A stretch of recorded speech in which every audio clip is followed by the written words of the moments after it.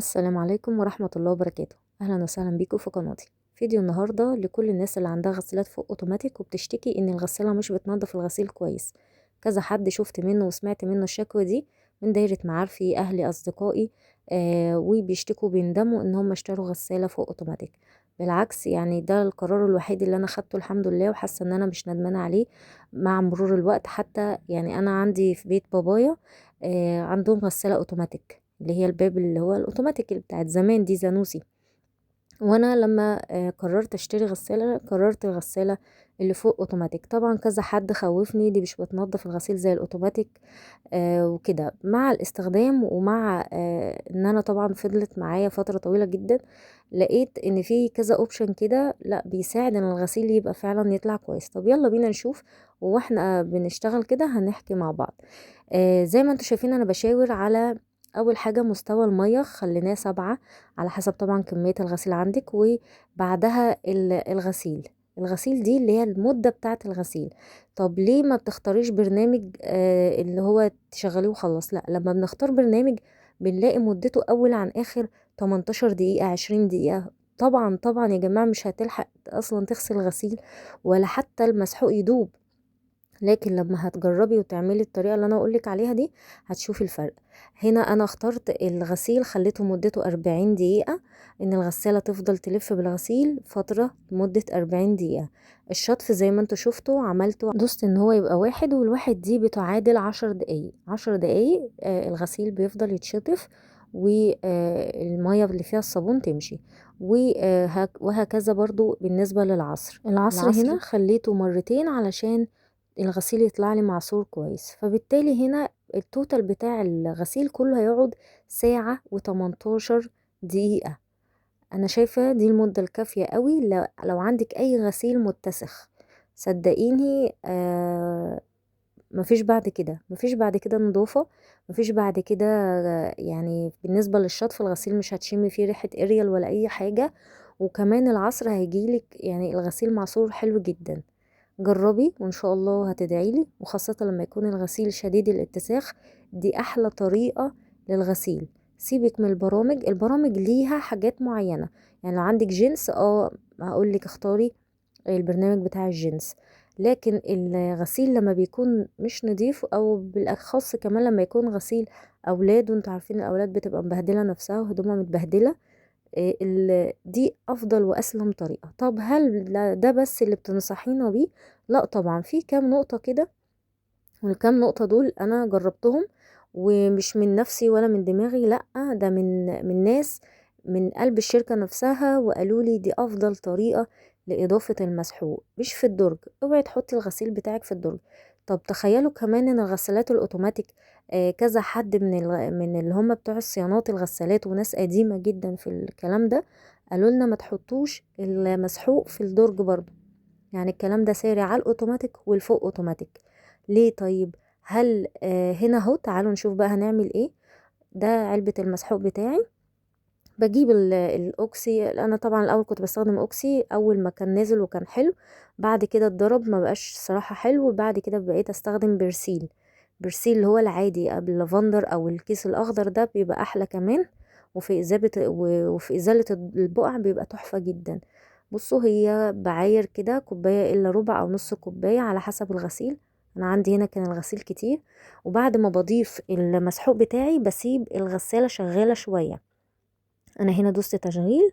ليه بقى؟ علشان المسحوق يدوب وما يسيبش اي ترسبات على الهدوم. النقطة دي مهمة جدا جدا جدا، وصدقيني لو جربتيها هتفرق معاكي جدا في نظافة الغسيل، وبالذات كمان لما يكون غسيل اسود. احنا اللي هنغسله مع بعض دلوقتي غسيل هيكون لونه اسود.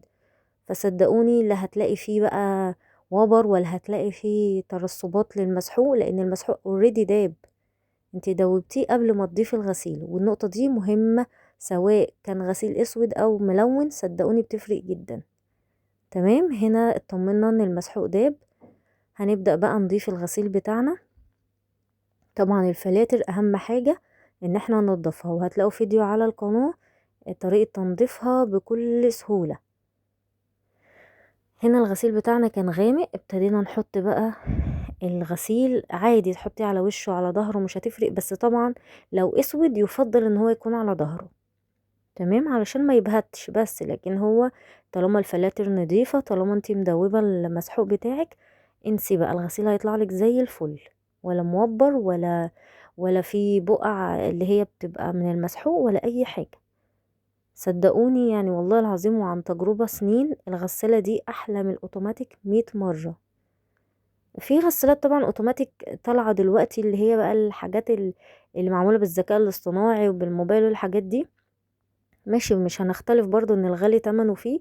بس اي واحدة جابت الغسالة دي، لا ما تعقديش نفسك واصل الغسالة وحشة، اصل الغسالة كياني، اصل الغسالة ماني. لا والله صدقيني، جربي الطريقة اللي انا بقولك عليها دي، نظافة وريحة وحاجات جميلة جدا.